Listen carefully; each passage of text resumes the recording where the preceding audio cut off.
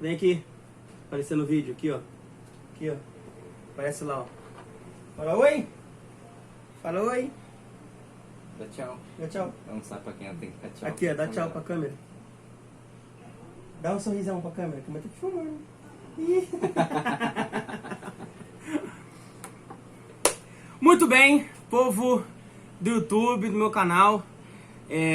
Dois participantes especiais no vídeo, minha filha. Olha lá. Fala, filha. E o meu digníssimo compadre, amigo, irmão. Sei lá, falta adjetivo aqui pra falar do Pedro. Vulgo eu. Pedro Reis, vulgo ele. A gente vai falar um pouco sobre comunicação e principalmente sobre o Ministério da Comunicação. Ele é um homem que, assim, pelo menos pra mim, ao meu ver, sempre me mostrou essa realidade de comunicação na vida dele. Sempre me mostrou na vida dele. Então, hoje, como segundo vídeo, vamos dizer assim, no canal, chamar alguém para falar e falar um pouco sobre a comunicação no meio que a gente está vivendo. Hoje, a quarentena é fundamental a comunicação e, principalmente, essa reinvenção, vamos dizer assim. O modo da gente se reinventar e descobrir que a comunicação, ela também não é só rede social, mas é também a rede social. Então, vamos lá, vamos começar.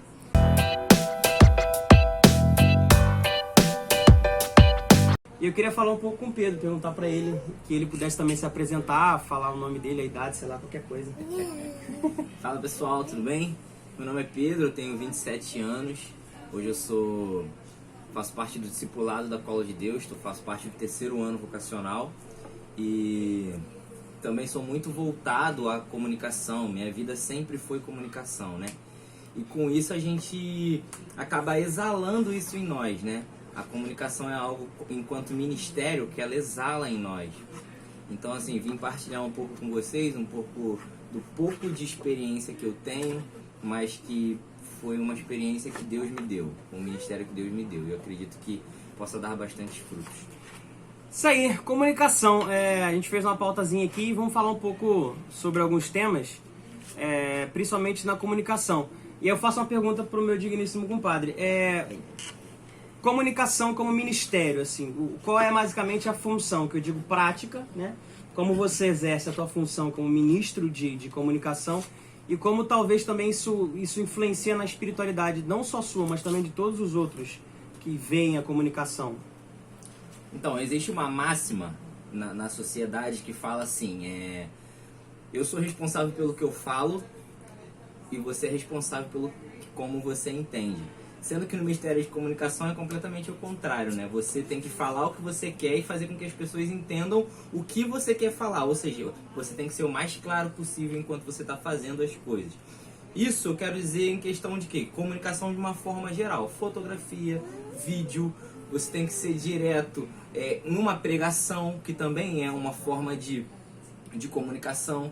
Num anúncio, qualquer tipo de anúncio, sabe? Então, dentro do seu ministério, você tem que entender que você anuncia com tudo. Você anuncia com a fotografia, você anuncia com vídeo, você anuncia na gravação, até mesmo das lives, né? A forma como você passa isso para as pessoas, a forma como você se preocupa, que a mensagem vai chegar nas pessoas é muito importante.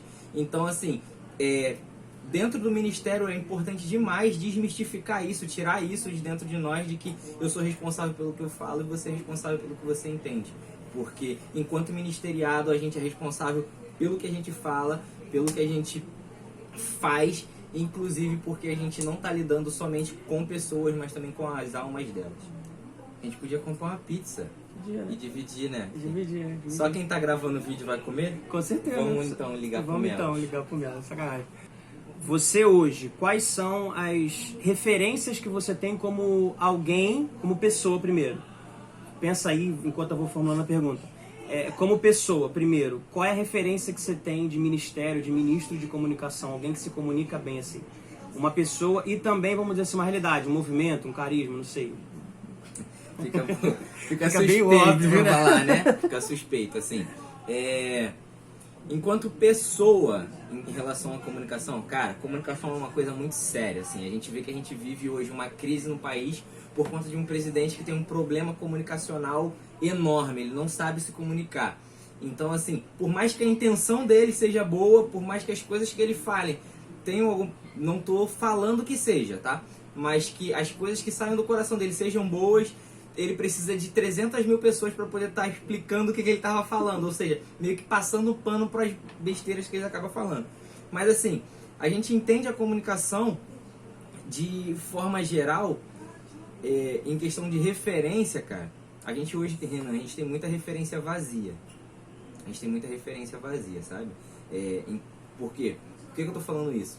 Eu posso ter muitas referências lá fora de tudo, de empreendedorismo, posso ter referência de pregação, de pessoas que falam bem, sabe? Mas elas continuam sendo vazias porque elas não passam pra mim aquilo que de fato importa.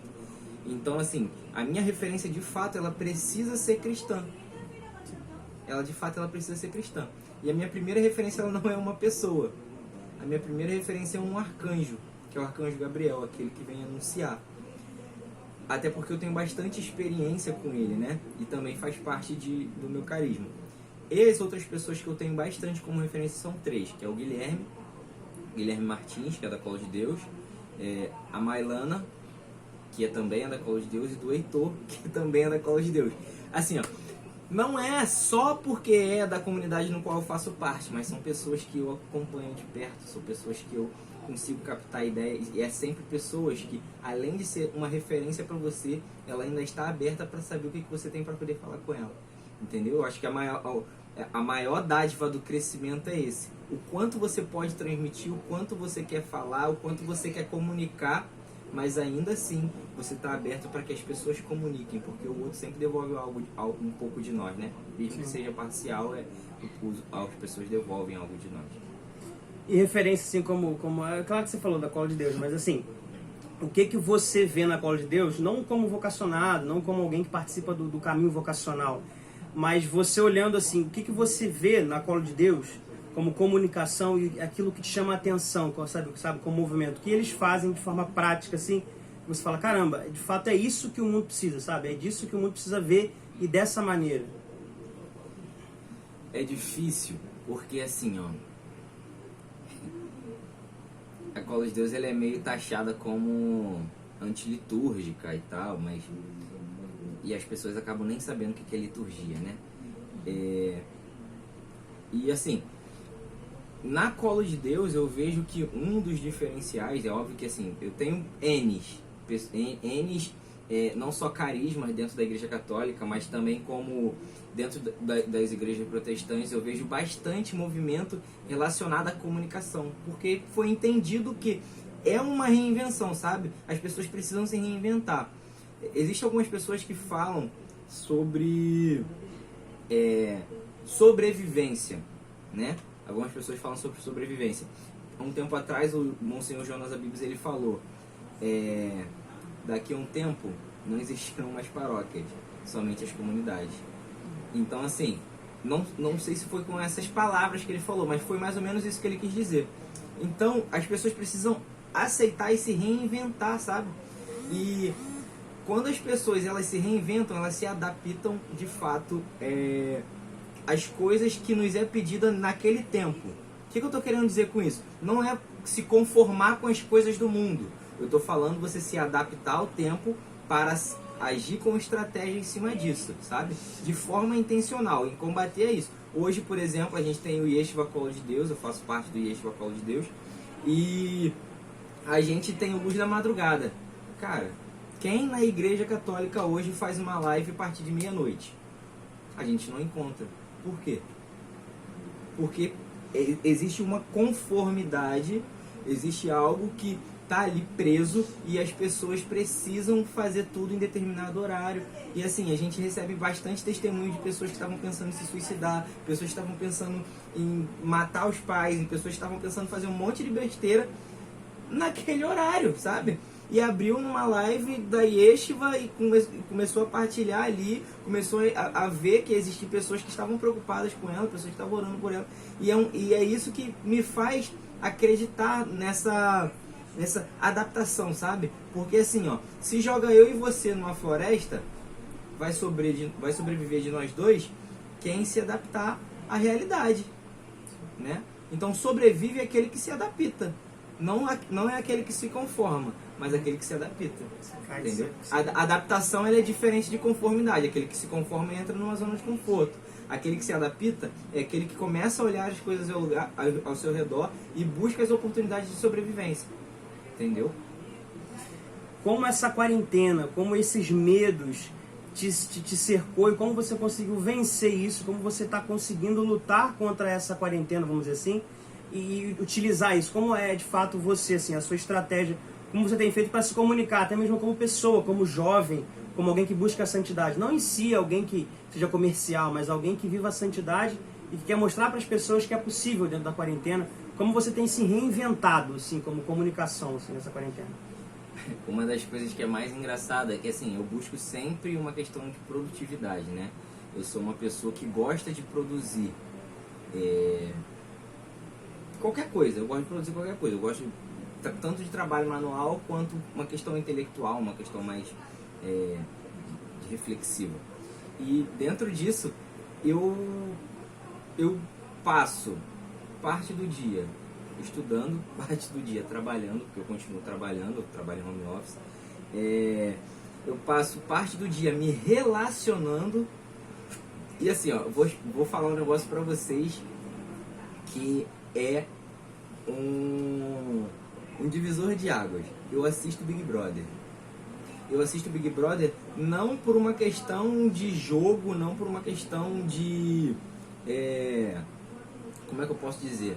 Não é por uma questão de jogo, mas é por uma questão, assim, humana, sabe? Uma questão analítica. Eu fico analisando as coisas.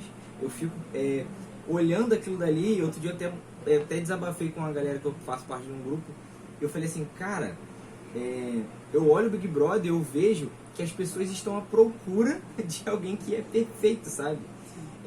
No início existia a Fada Sensata. Eu não assisti desde o início, mas eu sei por causa que eu tinha Twitter quando começou.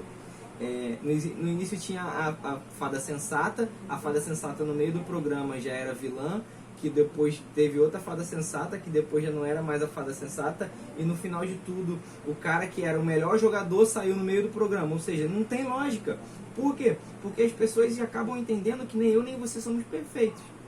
Entendeu? Nem eu e nem você somos perfeitos. Nem quem vai estar assistindo esse vídeo é perfeito. É uma máxima que a gente precisa aceitar. Ninguém é perfeito. Só aquela pessoa que trouxe para nós uma experiência de uma experiência de salvação que é perfeita.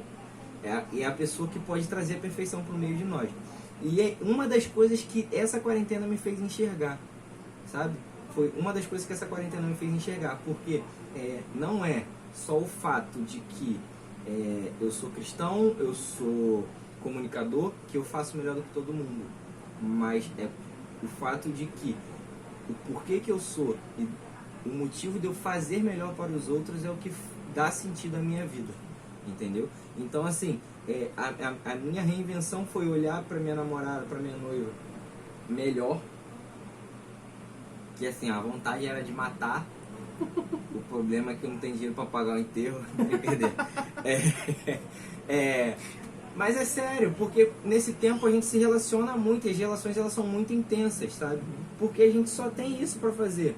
Então a gente começa a olhar para as outras pessoas, a gente já começa a valorizar mais isso, sabe? O que no cotidiano era banal, hoje está sendo muito mais valorizado. E a comunicação, algo de tornar uma ação comum, isso que é o que significa comunicação, a gente consegue hoje falar que a gente ama melhor, hoje a gente consegue falar que a gente consegue se dedicar melhor à nossa família, e a gente consegue falar que a gente consegue de fato olhar melhor para nós, sabe? Aquele que nesse tempo não consegue olhar para si, vai ter um grande problema no futuro, sabe? Então a dica é essa, olhar pra si, né? Finalizar o vídeo, deve estar grande pra caramba, mas assim, depois vocês curtem as redes sociais, eu vou colocar aqui no comentário embaixo, não, na descrição do vídeo, as redes sociais. Se inscreve aqui também. Se inscreve aí, e sem esquecer isso, eu ia falar isso agora. É muito importante pra gente, somente quem está iniciando, essa questão desse movimento, de se inscrever, de curtir, de comentar, porque isso gera até mesmo, vamos dizer assim, um consolo para nós, porque assim, as pessoas estão assistindo, as pessoas estão se interessando. Então assim, hoje falamos de comunicação, Amanhã podemos falar de de outros temas, e aí você vai dando ideia também. Coloca nos comentários aí o que você quer. Eu vou dividir um pouco esses vídeos para colocar um pouco no IGTV, um pouco aqui. Mas obrigado, Pedro. Valeu. Acabou sendo providencial essa conversa nossa e nessa gravação desse vídeo. E aí vocês comentem também. Vão dizendo se concorda, se discorda, se quer bater na gente, não sei. Eles vão falando aí, tá? Grande abraço, um beijo do Panda.